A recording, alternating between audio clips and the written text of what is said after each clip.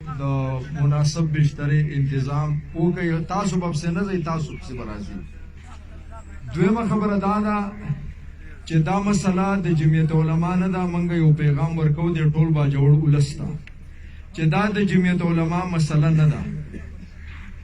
15 ځل د جمعیت علما سره دا واقع وشول او د قوم موږ ته ځان لپاره خوستله او دا غي چې کوم ناخوشګوار نتایجو هغه نه صرف جمعیت علما بلکې د قوم ته هم ملاو شولو. ځکه ورځ په ورځ باندې بدامني سیوا شوله. من خپل کارکون تم درخواست کو کم کارکون چې په کورونو کې نن ناست دی چې هغه فورا راوځي او نورې د کورونو شپې پرېږدي. دا یو مذاکره ده، یو مذاکراتي جنگ دی. دا به نن موږ یا ګټو یا به بیلو.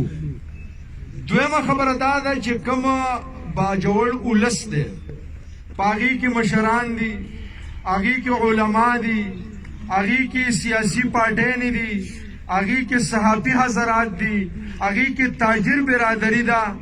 موږ د هغې په خدمت کې هم درخواست کوو چې دا جنگ، دا مسله دا د جمعیت علما نه ده، دا د باجوړ د ولس ده.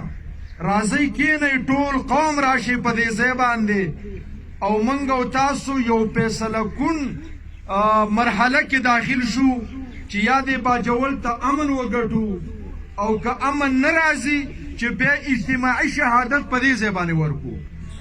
ځکه چې د دې هرې ورځې راجمع کېدو نه به بچ شو، یا به اجتماعي شهادت ورکو، یا به د دې خلکو سره خبره وکړو د باجوړ دپاره به امن وګټو.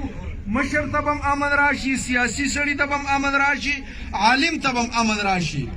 نو زما به درخواست دی چې دا جنگ د ټول قوم جنگ دی، دا مسله د ټول قوم مسله ده. لہذا د باجوړ د قوم چې څومره سټیک هولډر طبقه ده که هغه هر څوک دي هغه دې راشي او په دې میدان کې دي د دې قوم سره کینی.